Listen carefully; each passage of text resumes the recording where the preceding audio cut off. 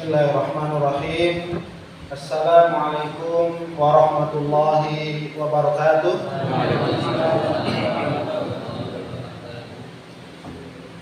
Alhamdulillahilladzi amarana biluzumil jama'ah wa nahana 'anit tafarruq wal ikhtilaf. Asyhadu an la ilaha illallah wahdahu la syarika lah wa asyhadu anna Muhammadan 'abduhu wa rasuluh.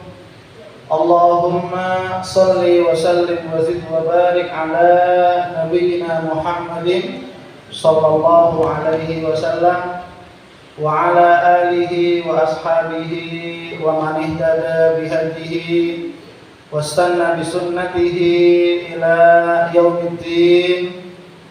Qala Allah Ta'ala fil Qur'anil Karim, a'udzu billahi minasy syaithanir rajim, ya ayyuhalladzina amanu taqullaha haqqa tuqatih wa la tamutunna illa wa antum muslimun. Ya ayyuhalladzina amanu taqullaha wa qulu qawlan sadida yuslih lakum a'malakum wa yaghfir lakum dhunubakum wa may yuti'illaha wa rasulahu faqad faza fawzan 'azima.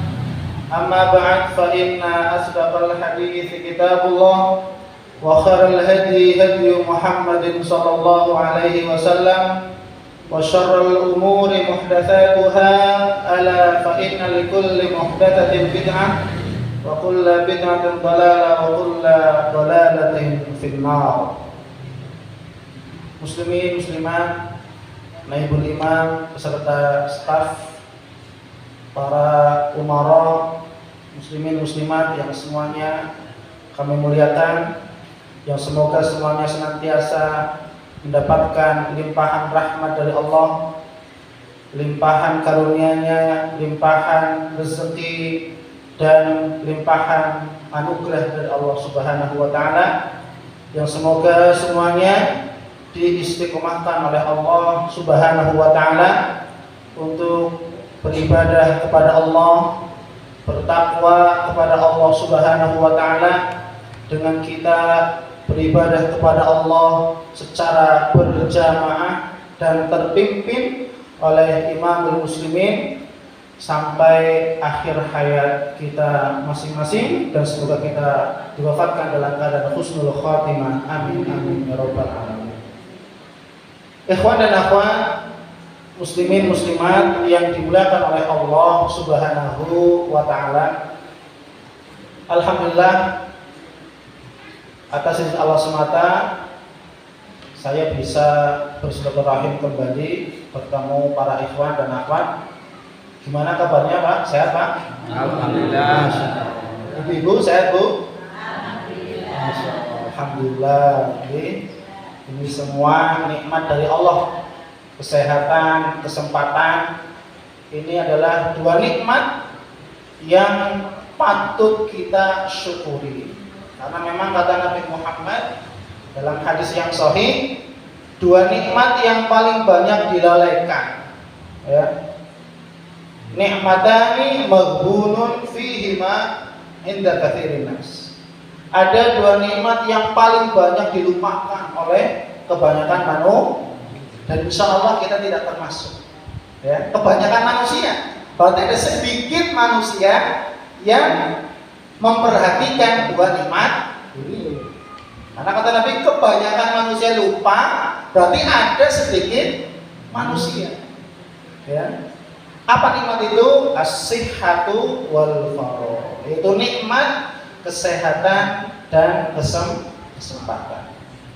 Maka siapa saja di antara kita muslimin muslimat yang diberikan kesehatan, kesempatan oleh Allah, maka mari kita gunakan dua nikmat ini, kesehatan dan kesempatan ini, untuk betul-betul dimanfaatkan untuk beribadah kepada Allah Subhanahu wa taala, untuk taat kepada Allah Subhanahu wa taala, untuk bertakwa kepada Allah Subhanahu wa taala.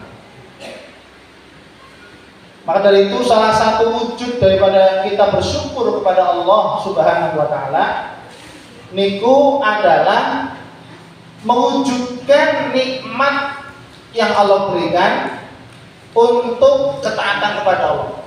Nah, niki rumus cara bersyukur yang sesungguhnya, nikmat untuk taat. Nah, ini cara bersyukur. Jadi datang nikmat untuk taat, datang kesehatan, kesempatan untuk taat kepada Allah, datang rezeki, harta untuk taat, sedekah, infak, ya. Datang apa saja nikmat dari Allah, maka kita sebagai hambanya wajib mensyukurinya.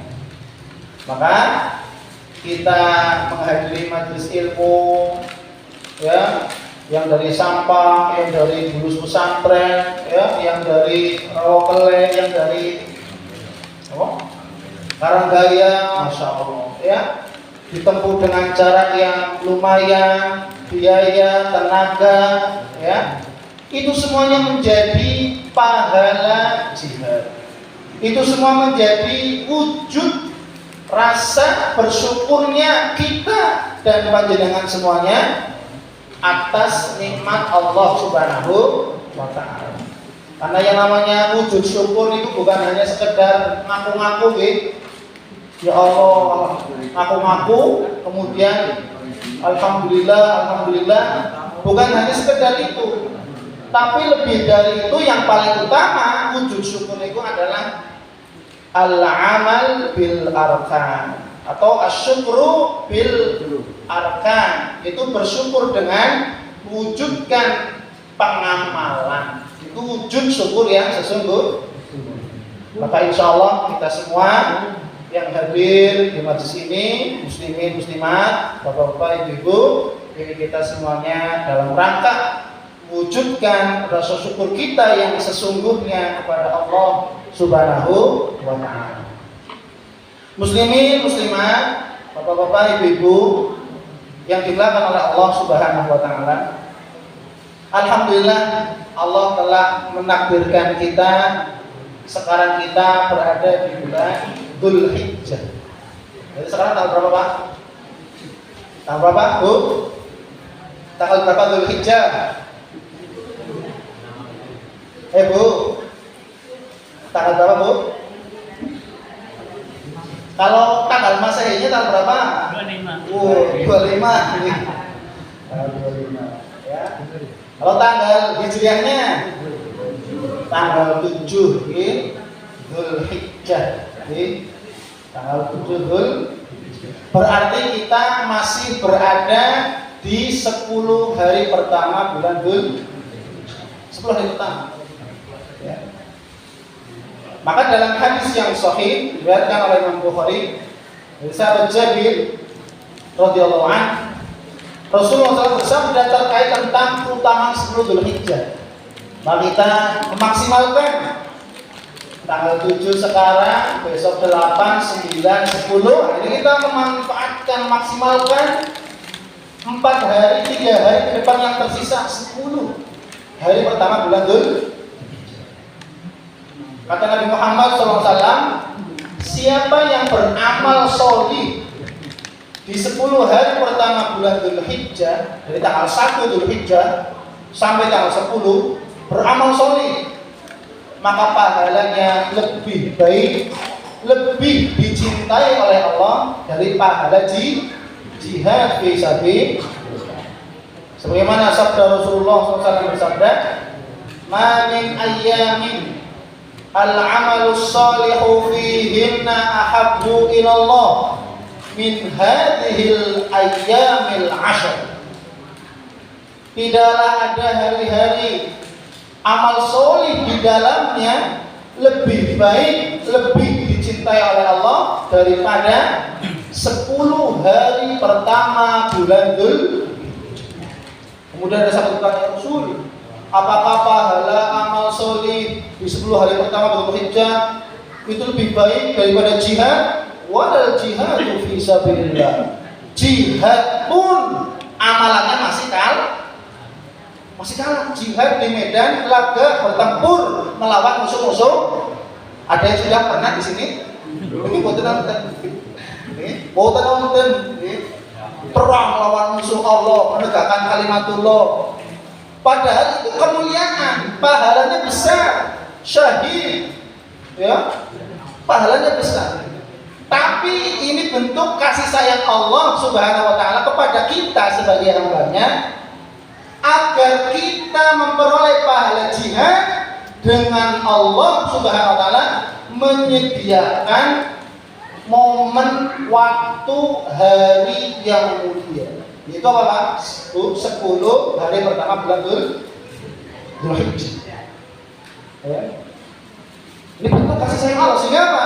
Umat-umat hamba-hamba Allah yang dia tidak pernah berjihad, tatkala dia beramal soleh, karena beramal soleh di 10 hari pertama bulan Dzulhijjah, maka pahalanya lebih baik dan lebih dicintai oleh Allah daripada pahala jihad fisabilillah. Ini bentuk kasih sayang Allah. Sehingga Allah menjadikan waktu-waktu mulia. Waktu-waktu mulia. Sehingga ketika seorang beramal di waktu-waktu mulia, maka pahalanya dilipat ganda. Sebagaimana orang yang umroh, haji, sholat di Mekah, sholat di Madinah, karena tempat mulia, maka apa? Sholatnya pun pahalanya dilipat sama. Allah menyediakan waktu mulia. Bagi mereka orang-orang yang tidak bisa kurban, bagi mereka orang-orang yang tidak bisa atau belum bisa berangkat haji, Allah muliakan waktu.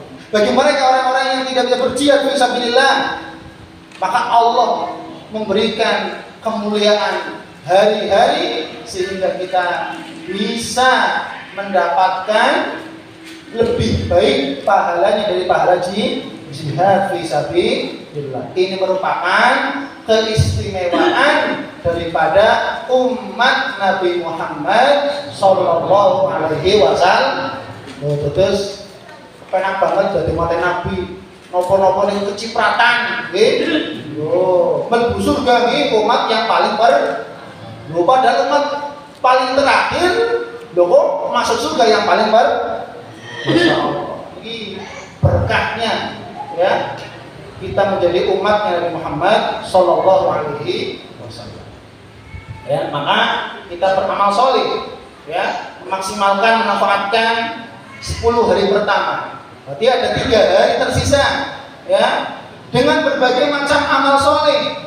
Makanya Nabi mengatakan al-amalus solih umum, tidak mengatakan sholat, tidak mengatakan khusus puasa saja, tidak mengatakan hanya sekedar infak sedekah saja, tapi Rasul mengatakan apa?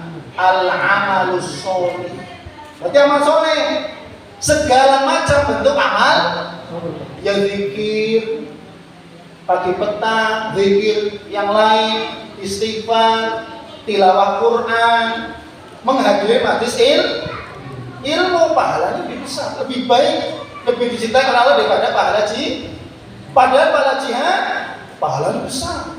Tapi karena waktu 10 hari pertama ini Allah memuliakan, Allah memberikan kasih sayangnya dan cintanya kepada umat Nabi Muhammad, sehingga beramal soleh di 10 hari pertama dapat memperoleh pahala yang lebih baik daripada pahala jihad fisabilillah.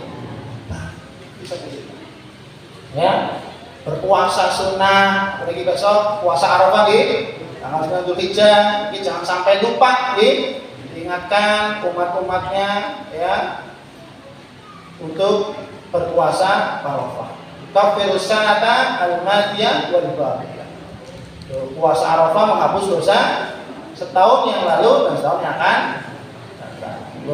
Kalau sudah cukup pahalanya, ada yang sudah menunjukkan pahalanya, sudah nggak beramal lagi lah. Terus dosanya kayaknya sedikit. Waduh, ada. Setiap kita itu berdosa. Karena dosa itu ada 2, dosa yang disadari dan dosa yang tidak disadari. Dosa yang dirasakan oleh kita, aduh saya berdosa. Rasa. Tapi ada dosa yang tidak terasa. Ya. Makanya Nabi mengajarkan doa ketika sujud, Allahumma firli dzanbi kullahu. Ini doa sujud. Padahal doa sujud itu yang binangan hafal berapa?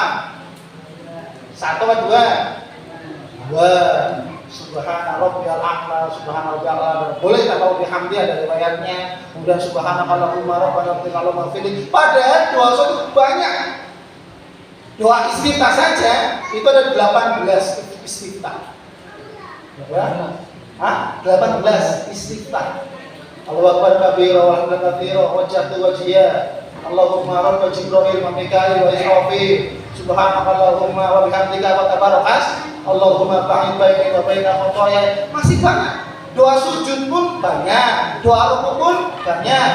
Tapi Nabi juga mengajarkan doa untuk kita memohon ampun kepada Allah dari dosa yang kecil, dosa yang besar, dosa yang tidak dirasa, dosa yang dirasakan. Dosa yang sembunyi-sembunyi dan dosa yang nampak. Maka Nabi mengajarkan, Allahumma firli dzanbi kullahu. Ya Allah, ampunilah dosa-dosanya semuanya. Ini kan mantap nih. Semuanya apa? Dikkohu wa jillahu. Yang kecil, yang besar.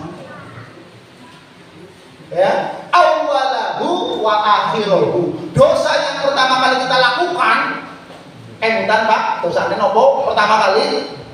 Orang emutan kan? Loh, ini kan dasar nih doa Nabi. Hadis sahih riwayat Bukhari. Makanya saya doa kadang sujudnya biar terserah. Subhanallahumma firli subhanallah atau Allahumma firli dzanbi kullahu dikkohu wa jillahu wa awwalahu yang awal, dosa yang awal, wa akhirahu dan dosa yang akhir. Yang terakhir wa sirruhu wa alaniyatahu.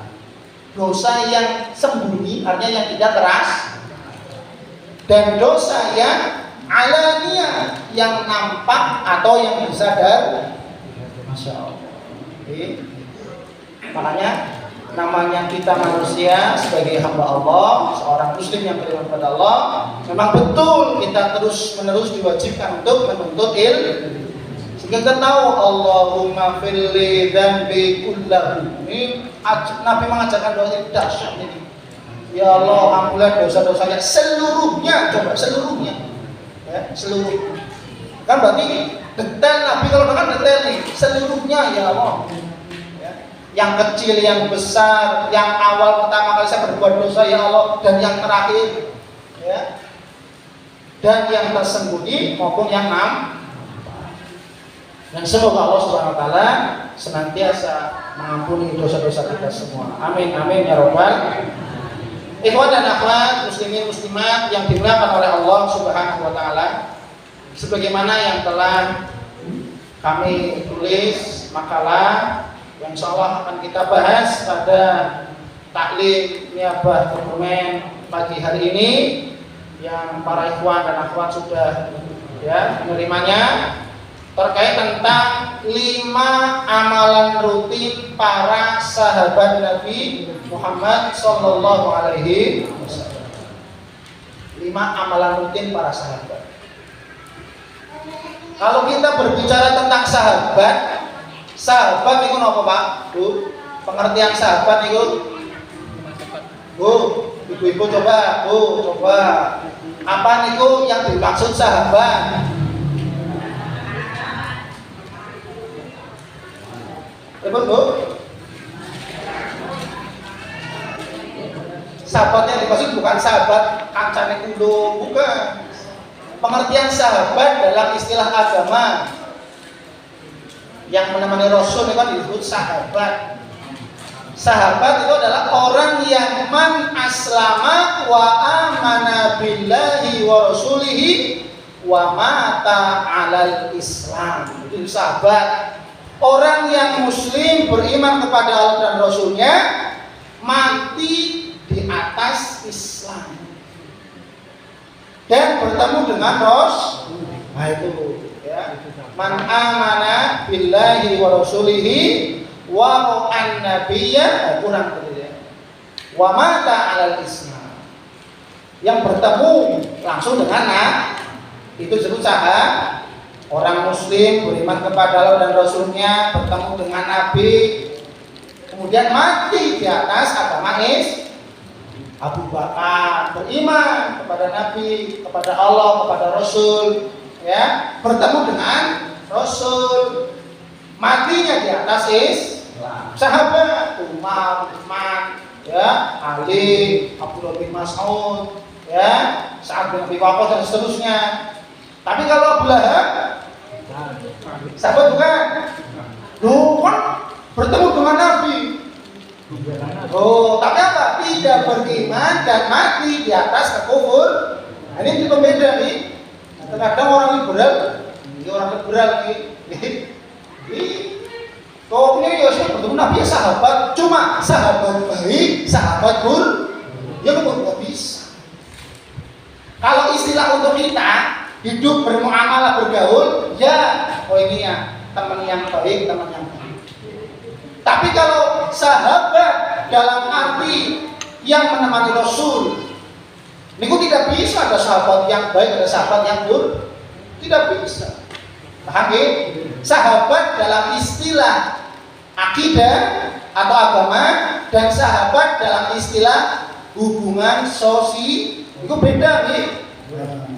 Kalau sahabat dalam maksudnya, oh iya, itu kancane main betul, monggo, ya berteman dengan dia, bagus. Ya. Oh jangan berteman sama dia itu jelek, nggak boleh, ya, hindarilah, gitu ya. Jangan terlalu itu akrab dengan dia, boleh, ya. Tapi yang dimaksud ini adalah sahabat dalam pengertian akidah, dalam pengertian agama. Jadi meskipun bertemu dengan Nabi, kalau tidak beriman, apalagi mati di atas kekafiran, maka tidak disebut sebagai sahabat. Ya. Maka yang namanya sahabat, niku memiliki kedudukan yang mulia. Sahabat Nabi niku kedudukannya mulia. Sampai-sampai Nabi Muhammad SAW bersabda, la tasubbu ashabi. Janganlah kalian sekali-kali mencaci maki sahabat. Loh, nggak boleh kita mencaci maki sahabat. Sekarang ada orang yang menjadi Abu Bakar, melaknat Umar, bahkan melaknat istri-istri Rasulullah, ya kan? Ini kan berarti sesuai dengan sabda Nabi, larangan mencaci sahabat. Padahal Nabi dahulunya pada zaman beliau hidup terjadi pada masa setelahnya. Ada orang-orang yang mencaci maki sahabat. Loh, berarti apa? Sahabat tidak boleh dicela. Rasul yang melarang. Berarti apa? Kedudukan sahabat dalam pandangan Rasulullah, di sisi Rasulullah sangat mulia. Nggak boleh dicaci maki, dicerca, dihina, dicemooh, nggak boleh. La tasubbu ashabi. Janganlah kalian mencaci maki sahabat.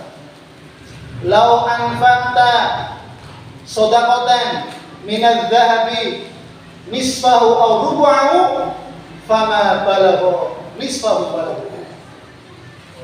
Lau anfaqta nafaqatan mithla jabal Uhud. Kalau seandainya kamu, kita nih, kita kalau infak, ya segunung emas Uhud, oh, kan infak kok segunung emas. Wah, ini kan permisalan, gitu. Itu sangat menunjukkan tidak ada kemampuannya, gitu ya. Manusia itu untuk infak segunung emas. Gitu ya. Ini terkait tentang kemuliaan sahabat. Lauan fakta, ya, mithla jabal Uhud. Kalau seandainya kamu berinfak sebesar gunung emas Uhud, ya, gunung emas, ya, luar dalam padat itu kan berapa ton, ya? Wong Freeport itu ratusan juta ton, ya, melayat temu di niku, ya. Jadi gunung Uhud, ya, diibaratkan sedekah gunung Uhud emas. Apa kata Nabi? Ma balagha nisfahu wala rubu'ah. Maka sedekah kita yang sebesar gunung Uhud emas tidak bisa melampaui, menandingi, melebihi sedekahnya sahabat. Padahal sahabat itu sedekahnya 10.000 misalkan, ya, kecil. Tapi kita bersedekah segunung emas, tidak sampai pahalanya sebesar sahabat. Tidak sampai setengahnya, apalagi seperempat. Jadi kemuliaan sahabat. Kenapa? Karena mereka para sahabat adalah orang-orang yang dididik langsung oleh siapa? Rasulullah Shallallahu Alaihi Wasallam. Karena mereka para sahabat adalah orang-orang yang melihat Al-Quran wahyu Allah turun langsung live